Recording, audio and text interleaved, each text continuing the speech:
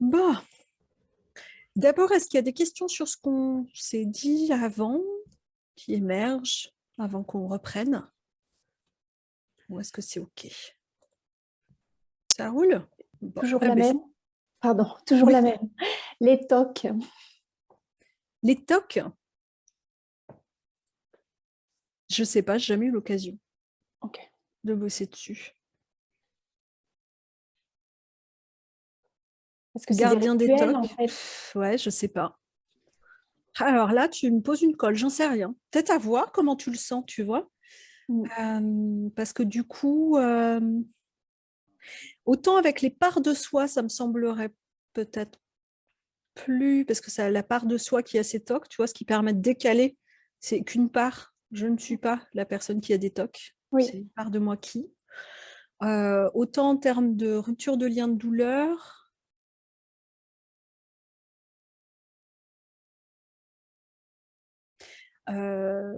ça dépend comment, je dirais que ça dépend comment la personne le perçoit, parce que souvent c'est ça qui va déterminer ce comment on travaille, c'est la façon que la personne a de percevoir les choses. Si elle considère ce truc-là comme, tu sais, un peu une entité extérieure, comme si elle était un peu sous l'emprise d'une entité extérieure qui la pousse à, par exemple, là ça pourrait. Là ça pourrait, mais si c'est pas le cas, ça dépend si elle l'associe à quelque chose d'extérieur qui la pousse ou à son identité. C'est-à-dire que c'est pas forcément comme ça qu'on va le faire, mais ça dépend vraiment. Tu vois, il y a des gens dans la maladie où ça va être vraiment. Je pense le cancer parce que ça fait partie vraiment des trucs où c'est tellement porteur d'un égrégore que voilà. Mais malgré tout, même ça, ça dépend comment la personne le présente. Si elle dit mon cancer, si c'est toujours mon cancer, ça devient à elle, quoi, tu vois, c'est son histoire. Et effectivement, du coup, c'est ce que va te dire la personne qui va te permettre d'orienter si oui ou non ce type d'outil est utile et intéressant pour travailler un gardien, notamment d'une maladie. Parce que ça va être, tu vois, même l'accouchement dont je parlais tout à l'heure, là encore, en fait, ça peut se cristalliser de plein de façons différentes, un accouchement qui finit comme ça, en pas cool du tout, hein, parce qu'il y en a plein quand même. Ça peut être les liens de douleur vis-à-vis de l'hosto, hein, ou de l'obstétricien qui s'est comporté comme un... Voilà, parce que des fois, ce genre de choses qui peut arriver. Ça peut être vis-à-vis de l'enfant, parce que ça dépend où ça s'est cristallisé, mais la cristallisation, des fois, elle va être dans un rejet de son enfant, où on n'a pas envie de le prendre contre soi, et du coup, on s'en veut terriblement. Hein, donc, ça peut être coupé avec l'enfant, couper les liens de douleur avec l'enfant, ça peut être couper les liens de douleur avec la part de soi, maman, qui n'a pas su accueillir, parce que du coup, en général, on a bien développé de la culpabilité, qui n'a pas su donner naissance correctement à son enfant, et qui en plus n'a pas su l'accueillir à bras ouverts une fois qu'il était là. Donc, il y a toujours plein de trucs différents, ou ça peut être l'événement en tant que tel, qu'on peut travailler. Moi, il y a certains clients avec lesquels je vais travailler on va le prendre de plusieurs bouts en même temps. Et du coup, effectivement, parfois, on va travailler sur plusieurs aspects au cours d'une même séance. On peut le faire. Moi, avec les parts de soi et les deuils, des fois, voilà, on va aller chercher plusieurs espaces. Parfois, ce sera au cours d'une même séance, parfois, ce sera en 2 séances. Ça peut. Moi, je pense par exemple à un monsieur que j'ai accompagné il y a quelque temps qui venait pour un problème à la base de libido. Enfin, plutôt un problème d'érection en vrai. Quelqu'un séparé depuis 4 ans, séparation hyper douloureuse parce qu'il n'avait rien vu venir. C'est quelqu'un qui ne doit pas être très communicant et je pense que son ex-compagne non plus. Et du coup, lui, il pensait que ça allait. C'était pas ouf, quoi, leur relation, mais ça allait. Ils ont une petite fille, bon voilà. Et puis du jour au lendemain, lui, c'est comme ça qu'il l'a vécu. Elle décide que c'est fini et il n'y a plus rien de rattrapable. Donc, il s'était senti impuissant. Il y avait vraiment cette sensation-là de s'être senti impuissant. C'est ce qu'on a vraiment mis le doigt dessus assez vite. Et il a rencontré quelqu'un il y a 2 ans, mais sur le plan sexuel, c'était vraiment pas ça du tout. Lui, on a travaillé en 2 fois. La première fois, on a coupé les liens de douleur avec son ex-compagne parce que ça restait douloureux. C'est ce qu'il m'apportait. Il y avait la petite qui était en garde alternée, donc toutes les semaines, il la voyait, son ex, et que même si il était bien avec sa nouvelle compagne, voilà, ça restait douloureux. Donc, on a travaillé ça. enfin, je vous dirai après quand vous verrez le déroulé, mais pour vous dire, à la fin de la séance, quand il est rentré chez lui, il a dû s'arrêter sur la route pour vomir. Pour vous dire à quel point lui, ça a été, bon, tout passé par le corps chez lui, mais c'était juste ouf. Et en deuxième séance, on a travaillé sur la part de lui qui se sentait impuissante. Donc là, on ne va pas en parler aujourd'hui de cette technique-là, mais c'est juste pour vous dire qu'il peut y avoir plusieurs aspects. Ça aurait pu être avec le gardien de la virilité. Si dans son histoire et ce qu'il avait apporté, ça avait été vraiment en lien plus avec les attentes de la société, avec comment on doit être quand on est un homme, etc. Là, c'est pas ça qui était en jeu pour lui. C'était pas ce qu'on avait, mais ça aurait pu. Théoriquement, tout est possible. Donc, ça aurait pu être ça. Donc, vraiment, il y a plein d'aspects différents. Pour finir sur cette question de faire plusieurs personnes en même temps, parfois, on va être confronté à des personnes où il y a plein de deuil, parce qu'il y a des gens qui en cumulent. Beaucoup de deuil. Deuil, hein, j'entends, vrai deuil. Généralement, il va être intéressant d'aller faire le premier dans la temporalité. Parce que souvent, c'est parce que le premier deuil n'a jamais été, enfin, l'acceptation n'est jamais arrivée, que la personne se retrouve bloquée avec les autres.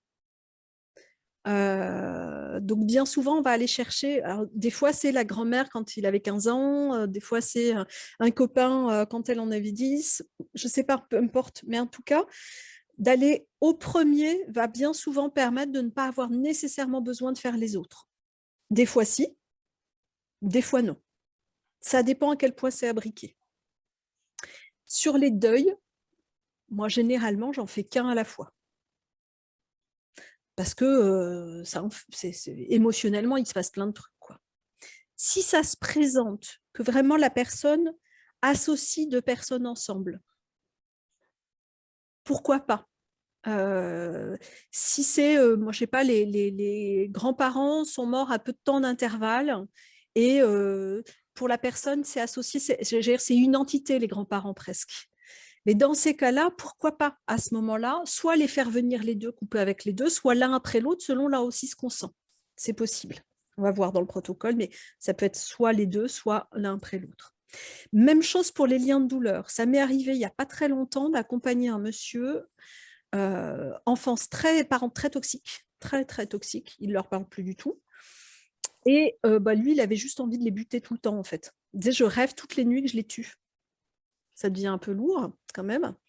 Et chez ce monsieur-là, alors quelqu'un de particulier parce que trauma crânien, donc une façon d'envisager les choses qui est un peu différente dans son appréhension des choses.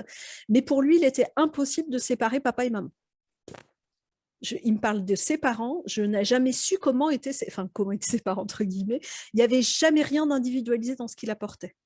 Comme s'ils avaient eu, comme s'ils parlaient d'une seule voix et d'un seul geste, comme si toute son enfance avait été comme ça. Ce qui est sans doute pas le cas, hein, bien entendu, mais ça n'empêche que dans sa perception, c'était les deux. Là, il était hors de question de faire séparer.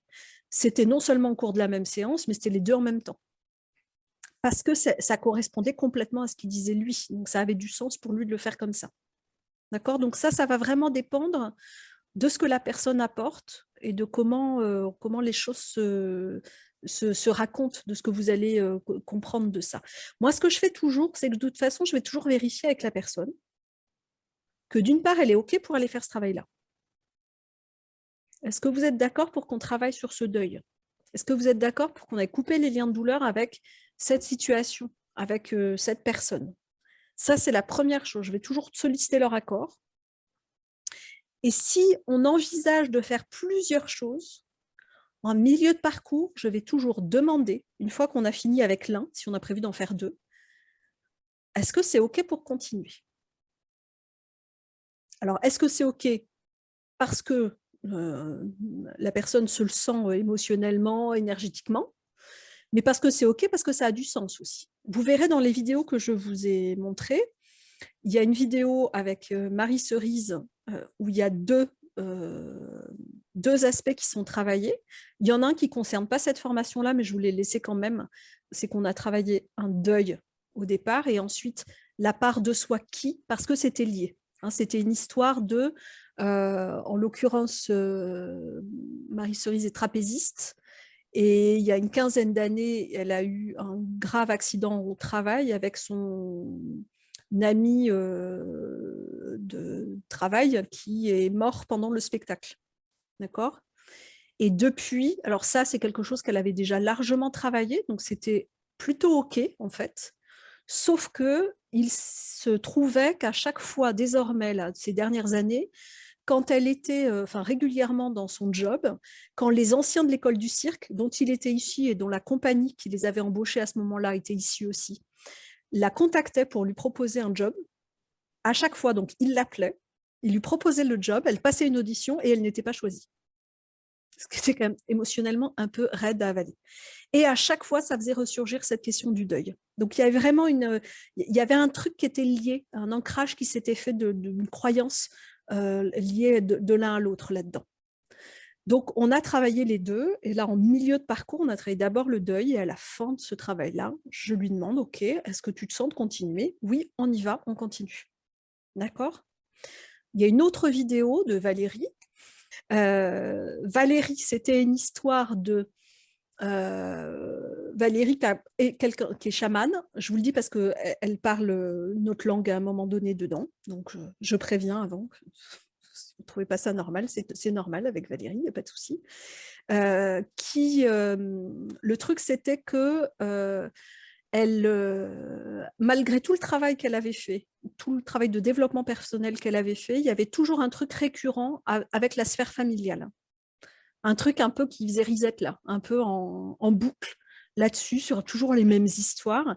Et à un moment donné, en discutant, on met à plat le fait que quand même, elle a une histoire particulière, c'est quand elle a quitté le domicile familial à ses 18 ans, elle a eu un accident de voiture très grave, avec une hospitalisation longue, retour à la case départ, etc., etc.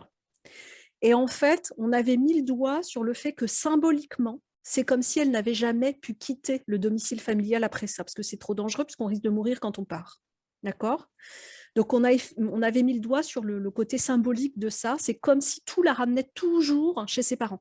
Il y avait toujours ce truc-là. Donc, on a travaillé le gardien de la maison familiale. Alors, on l'avait vraiment dimensionné avant. On avait regardé ce qui était juste pour elle et on avait travaillé à couper les liens avec le gardien de la maison familiale. On avait prévu à l'origine, au début de séance, de se dire on travaillera le gardien de la maison familiale, puis la part de soi qui n'est jamais partie de la maison familiale.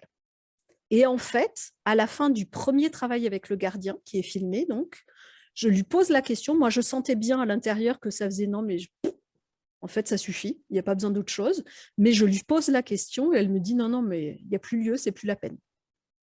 Donc, toujours quand vous prévoyez de faire deux choses, vérifiez en milieu de parcours que la personne elle a l'énergie pour le faire, qu'elle est OK, et que c'est toujours d'actualité parce que des fois, en fait, ça ne l'est plus.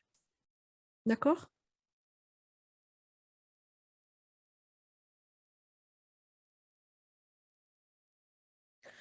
Alors moi, je fais tout, moi, avec les femmes enceintes. Je veux dire, ouais, en fait, moi, je suis attentive à la demande de la personne. C'est-à-dire que qu'est-ce qui est souffrant en ce moment?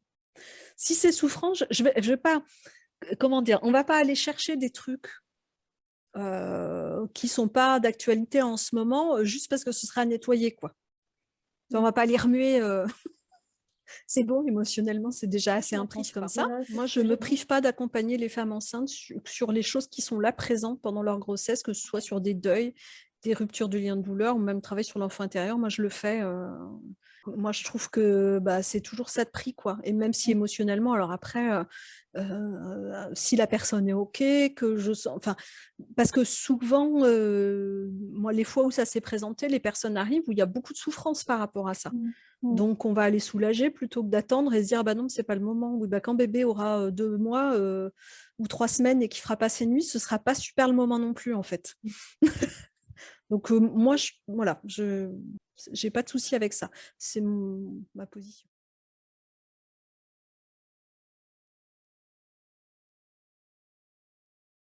Ah bah oui, tu peux le considérer comme un deuil. Après, là encore, il y a plein d'aspects différents là-dedans.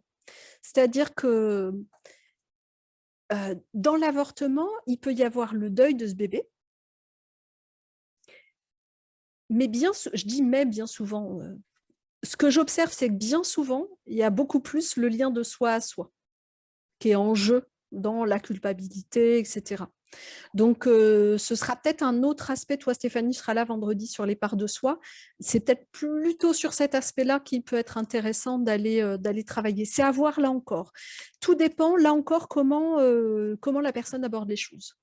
Est-ce que la personne parle de l'acte d'avoir avorté et de s'en vouloir et que voilà tout ça, ou est-ce que la personne parle plus du manque de ce bébé qui a été là à un moment donné dans son ventre? C'est-à-dire que là encore, est-ce que c'est extérieur finalement? Est-ce qu'on parle de cet enfant ou est-ce que la personne parle d'elle à elle, de la façon qu'elle a de se percevoir? C'est ça qui va déterminer si on travaille d'une façon ou d'une autre, là encore. OK?